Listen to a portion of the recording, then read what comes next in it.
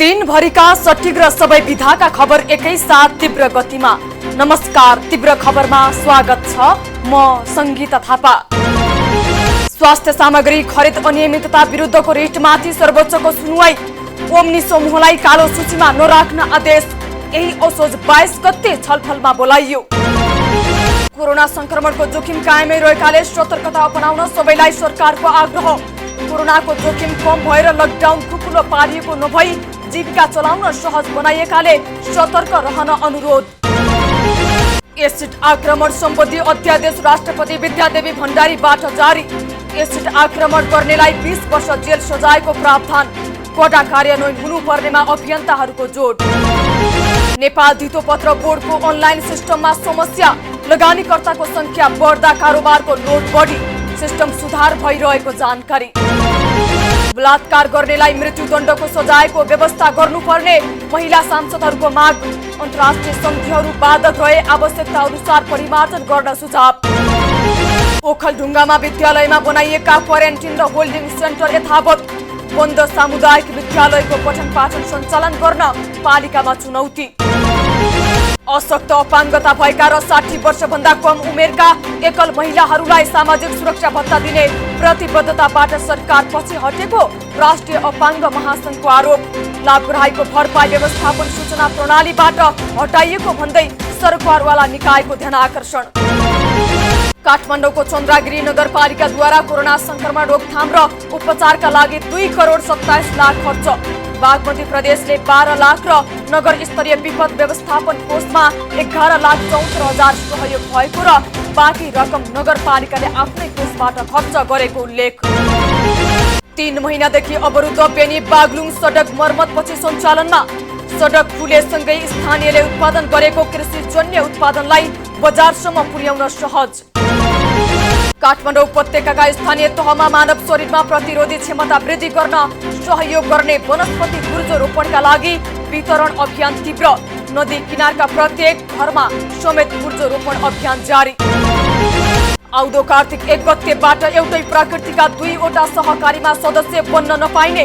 1 भन्दा बढी संस्थाको सदस्य रहे 3 वर्षभित्र 1 संस्थाको मात्रै सदस्यता कायम गर्ने व्यवस्था। पार्टीलाई विधि सम्मत सञ्चालन गर्न कांग्रेस संस्थापन इतर समूहको विरोध पत्र दर्ता। सभापति शेरबहादुर देउवाले विधि र प्रक्रिया मिचेको आरोप। सिन्धुपाल्चोकको जुगल गाउँपालिका बोल्दै पहिरोको उच्च जोखिममा। बस्ती स्थानान्तरण गरिदिन स्थानीयको आग्रहमा सरकारको बेवास्ता। कर्णाली प्रदेश सभाको बैठक असोज तेस्रो सातासम्म सञ्चालन गर्ने तयारी। विषयगत समितिमा छलफलका क्रममा रहेका विधेयक टुङ्गिएपछि बैठक बोलाउने गरी मुख्यमन्त्रीसँग परामर्श गरिरहेको प्रदेश सभाका सभामुख राजबहादुर साईको भनाई। सरकारले चालू आर्थिक वर्ष 2077-78 को बजेटमा व्यवस्था गरे बमोजिम विद्युतीय माध्यमबाट राजस्व बुझाउन सक्ने प्रणाली कार्यान्वयनमा। नेपाल सरकार तथा प्रदेश सरकारको राजस्व सङ्कलन व्यवस्थित गर्न र प्रभावकारी बनाउनका लागि यस्तो निर्देशिका ल्याइएको उल्लेख। जमिन भाँसिँदा अर्घाखाँसीको शीतगङ्गाका 300 घर जोखिममा परेका परिवारको सुरक्षित स्थानमा व्यवस्थापन गर्ने जिल्ला प्रशासनको निर्णय। दुधकोशी नदीमा 70 मेगावाटको विद्युत उत्पादन अनुमति। आगामी मक्सिरसम्ममा सम्झौताको काम सम्पन्न हुने विश्वास। नेपाली सेनाको कङ्गो स्थित शान्ति मिसनमा कुटपिटको घटनापछि आर्थिक अनियमितता प्रकरण सतहमा। कम्तीमा 47 लाख मीनाको आशंका। खेलाडी वर्गीकरण विवादित भएपछि क्यानमाथि चौतर्फी दबाव। निर्णय सच्याउन तयार रहेको पदाधिकारीको भनाई। नेपाल राष्ट्र बैंकद्वारा पुनर्कर्जाको आवेदन सङ्कलनको म्याद 2 साताका लागि थप। तोकिएको समयभित्र अपेक्षित रूपमा आवेदन नआएपछि पुनर्कर्जाको आवेदन सङ्कलनको म्याद थपेको उल्लेख। अस्वस्थकर जीवनशैलीका कारण मुटु रोगको जोखिम बढ्दै। नसर्ने रोग मध्ये 18% मुटु रोगको कारणले मृत्यु हुने गरेको तथ्याङ्क। कोभिड-19 महामारीका बीच विकास निर्माण तथा परियोजनालाई निरन्तरता दिन सहुलियत पुनः ऋण सहयोग र सहायता लिने सरकारको निर्णय। 27 अर्ब 38 करोड सहुलियत पुनः ऋण सहयोग लिन वार्ता टोली गठन। मालपोत कार्यालय कैलालीमा सेवाग्राहीको भिड बढ्दै गएपछि कोरोना संक्रमणको जोखिम बढ्दै कार्यालयका एकजनामा संक्रमण देखिएपछि 3 दिन कार्यालय सील गरेका कारण सेवाग्राहीको भिड बढेको कार्यालयका प्रमुख सुरेन्द्र केसीको भनाई। बैतडीको पाटन नगरपालिका कार्यालयका कागजपत्रहरू अख्तियार दुरुपयोग अनुसन्धान आयोग पञ्चनको टोलीद्वारा नियन्त्रणमा कोरोना नियन्त्रण तथा अन्य शीर्षकमा 53,15,700 रुपैयाँ अनियमितता गरेको ठहर। पछिल्लो समय उपत्यकामा संक्रमितको संख्या बढ्दै गए पनि निषेधाज्ञा खुकुलो भएपछि भिडभाड बढ्दै सवारी जाँचमा कुडाई जोर बिजोर उल्लङ्घन गर्नेलाई कारबाही थालियो। काठमाडौँ उपत्यकामा दैनिक 600 भन्दा धेरै संक्रमित भेटिरहेकाले तत्काल नियन्त्रणका लागि पहल नगरे स्थिति भयावह हुन सक्ने विज्ञहरूको भनाई। प्रतिकार योजना बनाएर तत्काल काम थाल्न सरकारलाई आग्रह। बजार अनुगमनबाट जफत गरिएको 14,600 केजी प्याज मध्ये 4 दिनमा आधा भन्दा बढी बिक्री भएको खाद्य व्यवस्था तथा व्यापार कम्पनीद्वारा जानकारी। कोरोना संक्रमणको प्रभाव नगरी सस्तोमा प्याज किन्ने उपभोक्ताको भिड। सूचीकृत कम्पनीलाई वार्षिक नवीकरण शुल्क बुझाउन नेप्सेको अनुरोध, पुँजी अनुसार शुल्क फरक। प्याप्सन र एन प्याप्सनसँग आबद्ध निजी विद्यालयलाई मेगा बैंकको ऋण स्किम 1 करोड रुपैयाँसम्म दिने। वैदेशिक लगानीलाई सहजीकरण गर्न कानून परिमार्जन गरिने।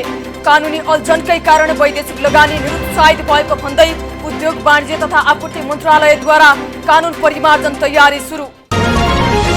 निर्माणाधीन पोखरा रङ्गशाला भौतिक निर्माणको काम तीव्र गतिमा करिब 1 अर्ब 28 करोड 50 लाख लागतमा निर्माण भइरहेको रङ्गशाला निर्माणको काम 86% सम्पन्न।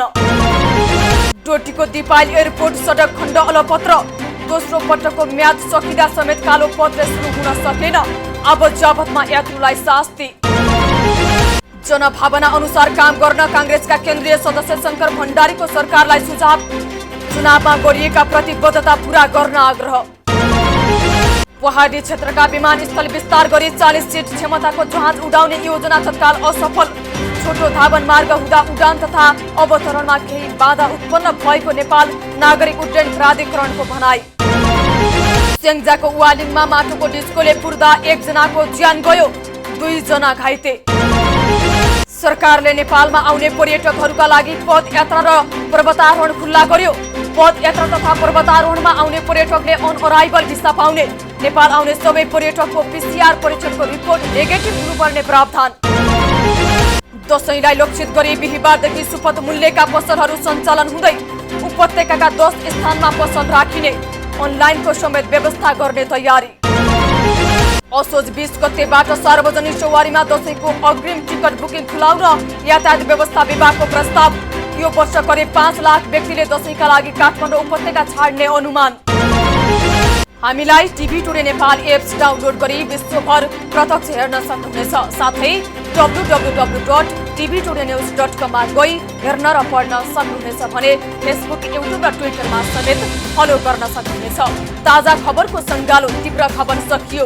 अहिलेलाई सम्पूर्ण तीव्र खबर युनिटका साथ म सङ्गीता थापा पनि बिदा चाहन्छु। टिभी टुडे SD हेर्दै गर्नुहोला। नमस्कार।